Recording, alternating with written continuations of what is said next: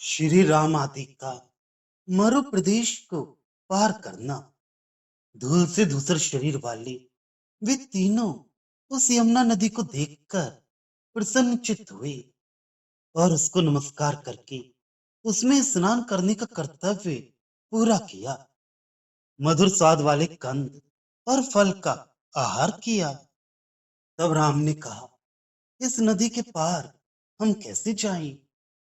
तब लक्ष्मण ने झुकने वाले बांसों को काटकर मणि नामक एक लत्ता से उनको बांधकर एक नाव बनाई।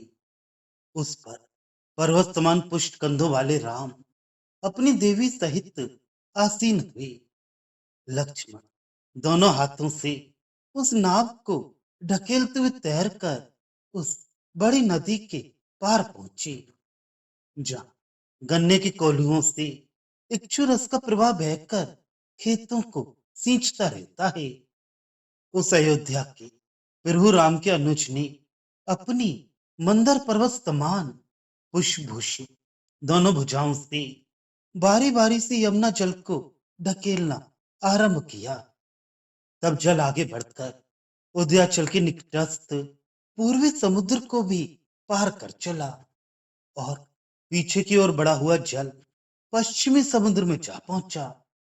सुंदर वलकल धारण किए हुए वे तीनों उस यमुना धारा को पार कर दूसरे तट पर पहुंचे और कुछ दूर चलकर एक ऐसे उजड़े हुए मरु प्रदेश के निकट पहुंचे, जहां वृक्षों की शाखा कंद और मूल झुलस गई थी, जहां की धरती अग्नि के समान जल रही थी और जो उसका स्मरण करने वाले के मन को भी झुलसा देती थी।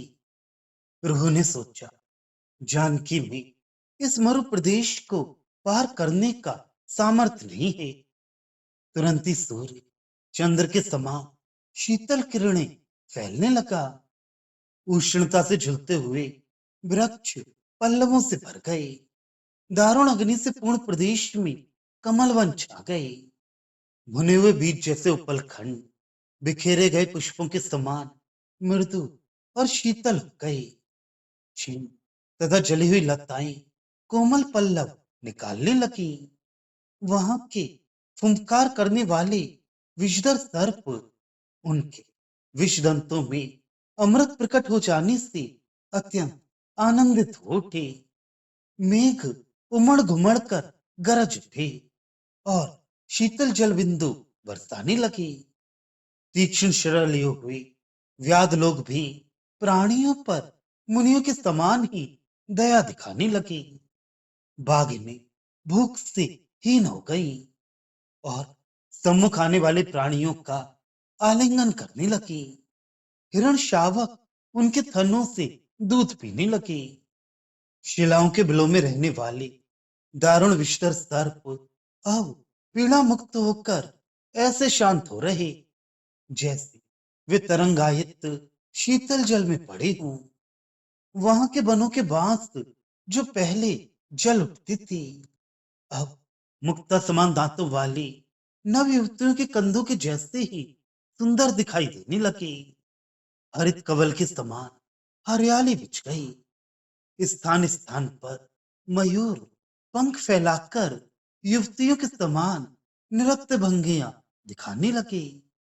उनके पार्श्वों में भीरमर गवैयों के समान नृत्य के अनुकूल संगीत गाने लगे। अकाल में भी पेड़ों में फल लग गए। बिना मूल वाले पौधों में भी कंद उत्पन्न हो गए। सर्वत्र पुष्प लताएं आभरण भूषित युवतियों के समान दिखाई देने लगी। उत्तम शील से बढ़कर अन्य कौन सी तपस्या आचरणीय है? अर्थात शील ही सबसे बड़ी तपस्या है। व्याधों के निवास ऋषियों के आश्रम जैसे हो गए। माड़े की कांति वाले इंद्रगोप कीट स्थान स्थान पर फैल गए। कोकिल घने वृक्षों में बैठी वह पीड़ित कोकिल बालाओं को गा गा कर शांत करने लगी। करीर के वृक्ष भी हरे भरे होकर कोमल पल्लवों से भर गए। वह वन पहले इस प्रकार झुलसा हुआ था, जिस प्रकार एक निश्चित अवधि देखकर युद्ध करने के लिए जाने वाले वीरों को प्रगाढ़ आलिंगन करके भेज देने के पश्चात उनकी गृहिणी पत्नियों का मन झुलस जाता है। अब वह इस प्रकार लहलहा उठा, जिस प्रकार उन योद्धाओं के लौट आने पर उन युवतियों का मन लहलहा उठता है। उस मरु प्रदेश को उन तीनों ने धीरे धीरे पार किया। फिर वे उस चित्रकूट पर्वत पर जहां पहुंचे, जहां मत्तगज आकाश में प्रकाशमान चंद्र के बादलों के मध्य छिप जाने पर मेघ को देखकर हथनी समझ लेती हैं और ताड़ वृक्ष जैसी अपनी विशाल सूंड को पसार कर उस मेघ को छूने की चेष्टा करती हैं।